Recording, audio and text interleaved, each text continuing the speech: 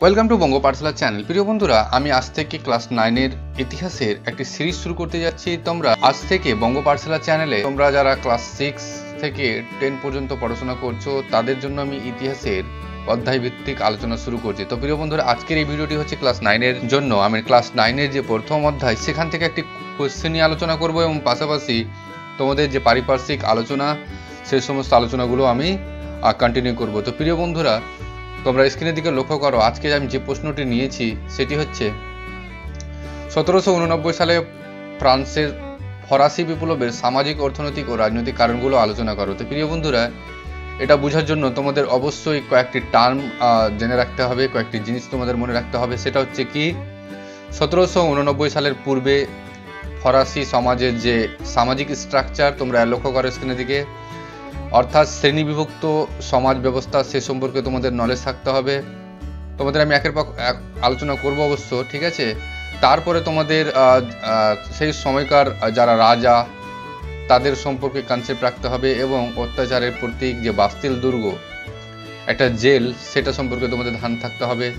এছাড়াও পাশাপাশি যে বিভিন্ন রকম অন্যায় অত্যাচারের যে একটা সময়, সেটাও তোমাদের মনে রাখতে হবে। তো প্রিয় বন্ধুরা, আমি কন্টিনিউ করার আগে তোমাদের যেহেতু প্রশ্নটা আমি নিয়েছি ফরাসি বিপ্লব, তাহলে বিপ্লবটা কি সেটা আমি আগে বলে দেবো এবং আমি তারপরে আমাদের মূল আলোচনায় চলে যাব। তো প্রিয় বন্ধুরা, বিপ্লব বলতে আমরা কোনো প্রচলিত ব্যবস্থা বা অবস্থার দ্রুত এবং কার্যকরী পরিবর্তনকে বোঝাই, ঠিক আছে। তাহলে বিপ্লব বলতে আমরা কোনো প্রচলিত সিস্টেম, একটা সিস্টেম অলরেডি চলছে মনে করো, সেই সিস্টেম হতে পারে বা কোনো একটা অবস্থা হতে পারে, ঠিক আছে। সেই অবস্থা বা ব্যবস্থার দ্রুত এবং কার্যকারী এফেক্টিভ চেঞ্জ হবে, ঠিক আছে, পরিবর্তন হবে। তো সেটাই হচ্ছে কি বিপ্লব। যেমন আমরা যদি বলি যে ধরে নাও আগে মানুষ হাতে কাপড় বুনতো এবং একটা সময় আসলো যখন হাতে কাপড়ের পরিবর্তে মানুষ কি করলো, মেশিনে অল্প সময়ে প্রচুর পরিমাণে তার উৎপাদন সেটা বাড়িয়ে দিল। তাহলে কি এটাও এক ধরনের বিপ্লব? তো প্রিয় বন্ধুরা দেখো, এটা কি মেশিনের ক্ষেত্রে বা উৎপাদনের ক্ষেত্রে কি আসলো, বিপ্লব আসলো। তো মানুষের সামাজিক ক্ষেত্রেও কিন্তু বিপ্লব আসতে পারে, রাজনৈতিক ক্ষেত্রেও আসতে পারে, ঠিক আছে। তো আমরা যেহেতু তোমাদের ক্লাস 9 এর ইতিহাসটা যেহেতু স্পেশালি মূলত কিসের উপর, ইউরোপ ইতিহাসের ইউরোপ ইতিহাস কেন্দ্রিক বা আমরা ইউরোপ কেন্দ্রিক বলতে পারি।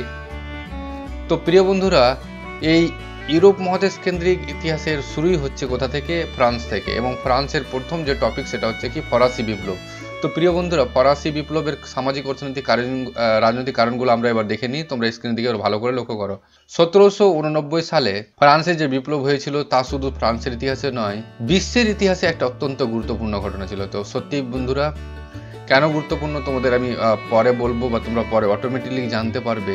এই যে ফরাসি বিপ্লবের কথা বলছি, সেটা শুধু ফ্রান্স নয়, বিশ্বের ক্ষেত্রে একটা গুরুত্বপূর্ণ ঘটনা ছিল। আমি তোমাদের যেহেতু আমি বলেছি একটা সিরিজ শুরু করতে যাচ্ছি, তাহলে তোমরা পরপর ক্লাসগুলো পাবে এবং তোমরা অবশ্যই এখান থেকে উপকৃত হবে, কারণ আমি রিলেটেড কোয়েশ্চেনগুলো তোমাদের সামনে তুলে ধরবো। তো প্রিয় বন্ধুরা, এরপর তোমরা দেখো যে এই বিপ্লবের পিছনে ছিল দীর্ঘদিনের পুঞ্জীবিত নানা অভাব অভিযোগ। অবশ্যই বন্ধুরা, এই যে আমরা দেখছি 1789 একটা বিপ্লব, একটা পরিবর্তন, ঠিক আছে, এটার পিছনে নানা অভাব অভিযোগ, অশান্তি তার পিছনে ছিল, অতীতে ছিল, ঠিক আছে। ঐতিহাসিক লেফেভার, একজন ঐতিহাসিক, তার নাম হচ্ছে লেফেভার, তিনি বলছেন যে ফরাসি বিপ্লবের উৎস অনুসন্ধান করতে হবে তার অতীতের মধ্যে। অর্থাৎ 1789 যে ফরাসি বিপ্লব ঘটলো তার কারণগুলো জানার জন্য আমাদের অতীতে যেতে হবে, ঠিক আছে। তো যাই হোক, ফরাসি বিপ্লবের পিছনে আমরা নিম্নের কারণগুলো পাই বা দায়ী ছিল। তো 1 নম্বর হচ্ছে রাজনৈতিক কারণ। তো প্রিয় বন্ধুরা, ফ্রান্সে তখন বুর্বো রাজবংশ বসবাস করত। তোমাদের এই যে আমি ছবি দেখালাম রাজাদের, এই রাজাটার নাম হচ্ছে কি, চতুর্দশ লুই। প্রিয় বন্ধুরা, এই লেখাগুলো একটু ওলট পালট হয়ে গেছে, আমি তোমাদের বলে দিচ্ছি। ইনি হচ্ছেন চতুর্দশ লুই, ইনি হচ্ছে পঞ্চদশ লুই, আর ইনি হচ্ছেন ষোড়শ লুই, ঠিক আছে। এরা ছিল একটা রাজবংশ, অর্থাৎ বুর্বো রাজবংশ। তোমাদের এখানে একটা কোয়েশ্চেন আছে যে ফরাসি বিপ্লবের সময় রাজারা বা রাজাদের যে বংশ সেটা কোন বংশ, তাহলে বলতে পারি আমরা বুর্বো বংশ। অর্থাৎ ফ্রান্সে কোন রাজবংশ বসবাস করতো, বুর্বো রাজবংশ, ঠিক আছে। তো ফরাসি বিপ্লব ছিল কাদের বিরুদ্ধে, বুর্বো রাজতন্ত্রের বিরুদ্ধে জমে থাকা ক্ষোভের বহিঃপ্রকাশ, আমরা বলতে পারি প্রতিফলন। সেই যে ক্ষোভগুলো জমেছিল, কেন ক্ষোভ জমেছে আমরা তো একের পর এক দেখবো। অনেক ক্ষোভ জমেছিল, সেগুলো কি বহিঃপ্রকাশ করছে 1789 কাদের বিরুদ্ধে, বুর্বো রাজতন্ত্রের বিরুদ্ধে। রাজারা ঈশ্বর প্রদত্ত ক্ষমতায় বিশ্বাসী ছিলেন। বন্ধুরা, রাজা যারা তখনকার, তারা কি ঈশ্বর, তারা মনে করতো I am appointed by the God, আমি ডাইরেক্টলি অ্যাপয়েন্টেড হয়েছি কাদের দ্বারা? ঈশ্বরের দ্বারা, তোমাদেরকে শাসন করার জন্য, এরকম তারা বিশ্বাস করত এবং তারা বংশানুক্রমিকভাবে শাসন কার্যটা পরিচালনা করতেন। প্রিয় বন্ধুরা, এবার আমরা চলে যাব একের পর এক পয়েন্টে, দুর্বল রাজাদের দুর্বল শাসন। তো প্রিয় বন্ধুরা, ফরাসি রাজা চতুর্দশ লুই তোমাদের ছবিতে দেখালাম। এই যে চতুর্দশ লুই, তার শাসনকাল হচ্ছে, তোমরা দেখে নাও এখানে, 1643 থেকে 1715। তিনি বিলাস ব্যসনে মগ্ন থেকে স্বৈরাচারী ক্ষমতার মাধ্যমে শাসন কার্য পরিচালনা করতেন এবং তিনি বলতেন কি জানো, আই এম দ্য স্টেট, আমি রাষ্ট্র, এরকম কথা বলতো। পরবর্তী যে রাজা পঞ্চদশ লুই, তার সময়কালটা হচ্ছে 1715 থেকে 1774। তিনি ছিলেন বিলাস ব্যসন, অত্যন্ত মানে অলস, পরিশ্রম বিমুখ। ঠিক আছে, তো প্রিয় বন্ধুরা, এখানে একটা কোয়েশ্চেন আছে, তোমাদের আমি বলে দিলাম। তোমাদের যদি বলা হয় রাজাদের নামগুলো, তাহলে চতুর্দশ লুই এবং তাদের সময়কালটা দেখে নিবে। তারপরে যদি বলা হয় কোন ফরাসি রাজ বা ফরাসি রাজা বলেছিলেন আই এম দ্য স্টেট, আমি রাষ্ট্র, এটা তোমাদের খুব ইম্পর্টেন্ট প্রশ্ন, তাহলে উত্তর হবে ফরাসি রাজা চতুর্দশ লুই। ঠিক আছে, এবং তারপরের যে রাজা, সে তো ছিল কি পরিশ্রম বিমুখ, অলস, বিলাসী। ঠিক আছে, এই রাজাটাকে বলা হতো, তার বিলাসিতা, তার পরিশ্রম বিমুখিতার জন্য তাকে বলা হতো প্রজাপতি রাজা। তো প্রিয় বন্ধুরা, একটা কোয়েশ্চেন এখান থেকে তোমাদের চলেই আসে যে প্রজাপতি রাজা বলা হয় কাকে? তো প্রিয় বন্ধুরা, উত্তর হবে রাজা পঞ্চদশ লুইকে। নেক্সট কোয়েশ্চেন হচ্ছে কি, তো নেক্সট পরবর্তী রাজ দুর্বল চিত্ত ষোড়শ লুই, যার সময়কাল হচ্ছে 1774 থেকে 1793। তার আমলে রাজতন্ত্রের অবক্ষয়ের শেষ সীমায় পৌঁছেছিল, তার পক্ষে রাজশক্তির পতন আর রোধ করা সম্ভব হয়নি। এবার নেক্সট টাইম চলে যাব আমরা দুর্নীতিগ্রস্ত প্রশাসন। প্রিয় বন্ধুরা, রাজশক্তির এই দুর্বলতার সুযোগে শাসন কার্য সম্পূর্ণভাবে অভিজাতদের হাতে চলে যায়। তো প্রিয় বন্ধুরা, এবার আমাদের একটু সামাজিক স্ট্রাকচারের দিকে যেতে হবে। আমি তোমাদের এখানে রাখছি, এবার আমরা চলে যাই সামাজিক স্ট্রাকচার বা গঠনের দিকে। যদিও সামাজিক কারণে আমরা এটা পড়বো, তোমাদের জাস্ট আমি হাইলাইট করে দিচ্ছি। দেখো, সবার উপরে মাথাতে বসে আছে কি? রাজা। এবং ফরাসি সমাজটা যদি আমরা মানে দেখি, তাহলে এরকম ভাবেই ছিল। তারপরে রয়েছে প্রথম স্টেট আমরা বলতে পারি, অর্থাৎ যাজক শ্রেণী। এই যাজকরা ছিল, তোমরা মনে করো বিভিন্ন চার্চের পাদ্রী বলা হয়, পোপ বলা হয় তারা। ঠিক আছে, তারপরে দ্বিতীয় স্টেট অর্থাৎ দ্বিতীয় শ্রেণী ছিল কারা? অভিজাতরা। তো প্রিয় বন্ধুরা, আমরা তখন অভিজাতদের কথাই বললাম। তাদের মধ্যে কি মন্ত্রী, আমলা, সামন্ত, প্রভু এরা রয়েছে। এবং তৃতীয় শ্রেণী, তৃতীয় স্টেট যারা রয়েছে কি? শিল্পপতি, শিক্ষাবিদ, ভাগচাষী, শ্রমিক। তো প্রিয় বন্ধুরা, তোমরা দেখতে পেলে ফরাসি সমাজ ব্যবস্থার এরকম স্ট্রাকচার। তারপরে তাহলে দেখো, রাজারা যেহেতু দুর্বল, পরিশ্রম বিমুখ, অলস, তাই ক্ষমতাটা মানে মেইনলি ক্যাপচার করে নিচ্ছে অভিজাতরা। তোমরা অভিজাতদের আমি দেখালাম নিচে।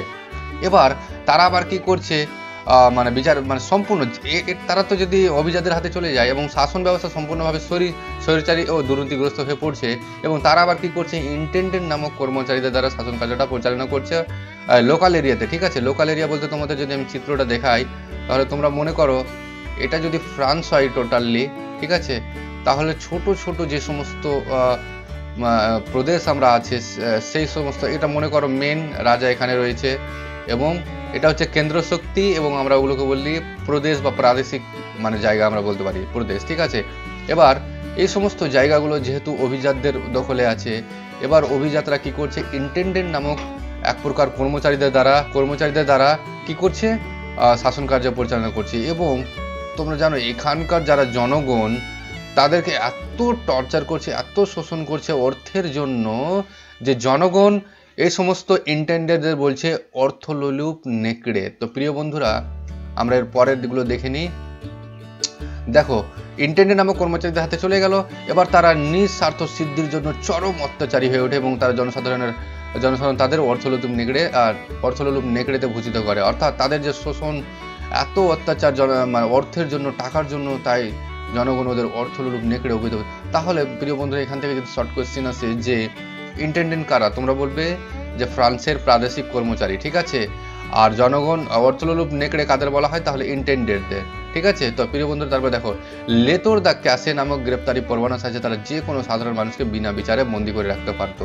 তো প্রিয় বন্ধুরা, যদি তোমাদের কোয়েশ্চেন আসে লেতর দ্য ক্যাসে কি, তোমরা বলবে এক প্রকার গ্রেপ্তারি পরোয়ানা, আমরা যেটাকে বলি ইংরেজিতে অ্যারেস্ট ওয়ারেন্ট। ঠিক আছে, আর ওর মাধ্যমে কি করা হতো, এই অ্যারেস্ট ওয়ারেন্টের মাধ্যমে যে কোনো মানুষকে বিনা বিচারে বন্দি করে রাখতে পারতো। তো প্রিয় বন্ধুরা, বন্দি কোথায় করে রাখা হতো, তোমাদের প্রথমে আমি যে চিত্রটা দেখিয়েছি বা ছবিটা দেখিয়েছি, দেখো, এই যে বাস্তিল দুর্গ, এই বাস্তিল দুর্গে বন্দি করে রাখা হতো নিরপরাধ মানুষদের প্রিয় বন্ধুরা। তারপরে এর ফলে বাস্তিল দুর্গ নিরপরাধ বন্দিতে পূর্ণ হয়ে যায়। দার্শনিক ভলতেয়ার এই সীমাহীন রাজনৈতিক সংকটের কারণে ফ্রান্সকে বলছে রাজনৈতিক কারাগার।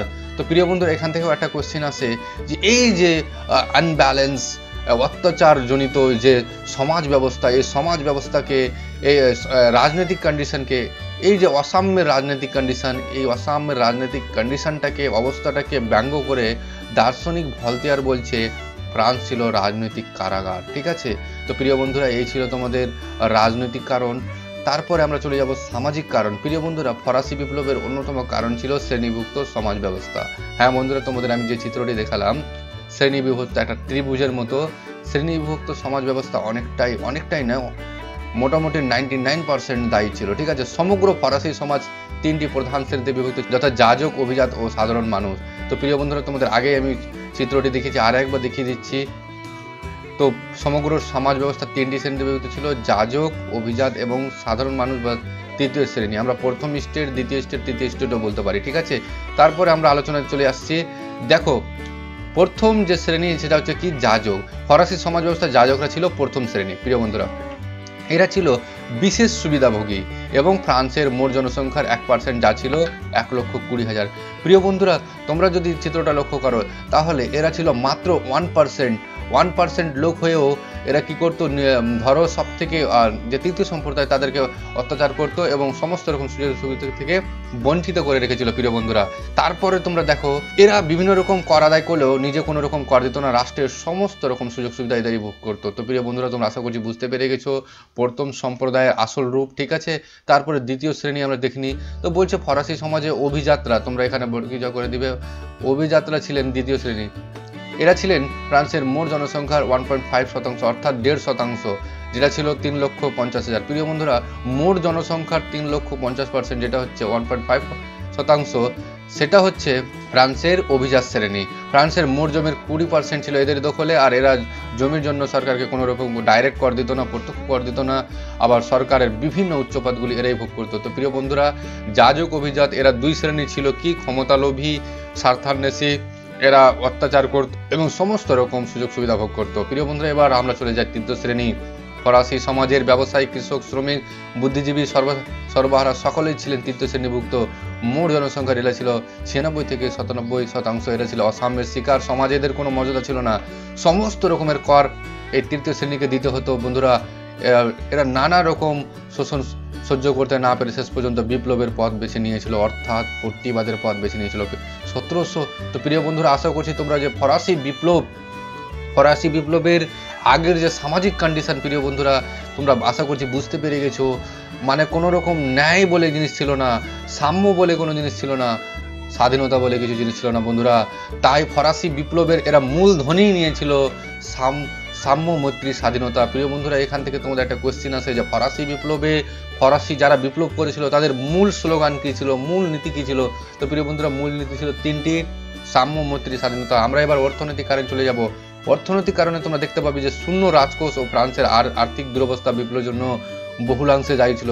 প্রিয় বন্ধুরা, একটা দেশ যখন চলে তখন সেই দেশের একটা অবশ্যই একটা কোষ ভাণ্ডার, কোষাগার থাকবে। প্রিয় বন্ধুরা, সেখানে বিপদ আপদের সময় সেখান থেকে টাকা সঞ্চালিত হবে এবং সরকার সবার সুখ দুঃখের কথা মাথায় রাখবে বন্ধুরা। কিন্তু এই ফরাসি সরকার জনগণের কোনো রকম কথা মাথায় রাখেনি। ঠিক আছে, এরা সবসময় নিজের কথা ভেবেছে। প্রিয় বন্ধুরা, তারপরে দেখো বৈষম্যমূলক কর ব্যবস্থা। ফ্রান্সের প্রথম দুই শ্রেণী অর্থাৎ যাজক, অভিজাতরা বেশিরভাগ ভূসম্পত্তি ভোগ করলেও তাদের কোনো রকম কর দিতে হতো না, তোমরা আগেই দেখেছো। কিন্তু অপরপক্ষে সরকারের মোট রাজত্বের 96% দিতে হতো তৃতীয় সম্প্রদায়কে।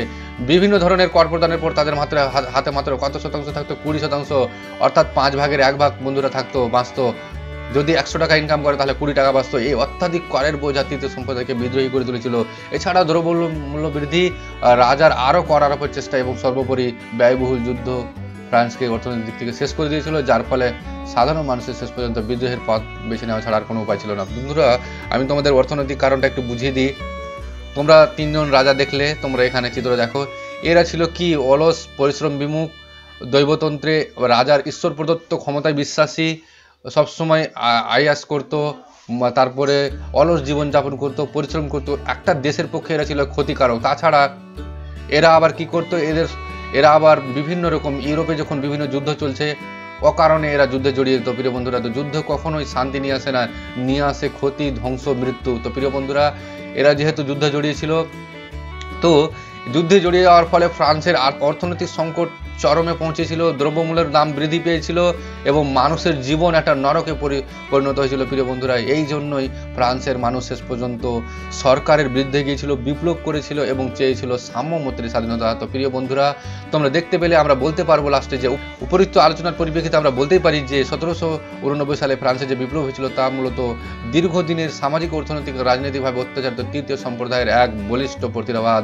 তো প্রিয় বন্ধুরা, তোমাদের এই ছিল আলোচনা। এখান থেকে অনেকগুলো শর্ট কোশ্চেনও তোমাদের আমি বলেছি প্রিয় বন্ধুরা, তোমরা এখান থেকে শর্ট কোশ্চেনগুলো করবে এবং তোমরা এই পড়াটি তোমরা পারলে এটা তোমাদের জন্য রেডি করে নিও।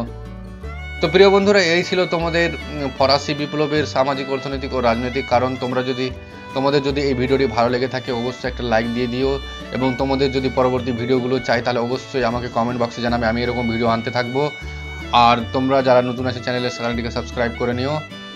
তোমরা এই মুহূর্তে বাড়িতে থাকো, ভালো থাকো। তো প্রিয় বন্ধুরা, তোমাদের জন্য আর একটি ইনফরমেশন, তোমরা যারা এই নোটটি চাও তারা ডিসক্রিপশন বক্সে যাবে, ওখানে আমি তোমাদের ডাউনলোড লিঙ্ক দিয়ে দেবো, তোমরা সেখান থেকে ডাউনলোড করে নিয়ে লিখে নিতে পারবে, পড়ে নিতে পারবে। তো প্রিয় বন্ধুরা, এই মুহূর্তে তোমাদের স্কুল হবে কি হবে না তার কোনো গ্যারান্টি নেই, শিক্ষা ব্যবস্থাটা এরকমভাবে চলবে প্রিয় বন্ধুরা। তোমরা বাড়ি থেকে পড়াশোনা করো, তোমরা বাড়ি থেকে রেগুলার অ্যাক্টিভ থাকো, কারণ শিক্ষা জাতির মেরুদণ্ড প্রিয় বন্ধুরা। আমি তোমাদের এইটুকুই বলবো, তোমরা বাড়ি থেকে পড়াশোনা করো প্রিয় বন্ধুরা।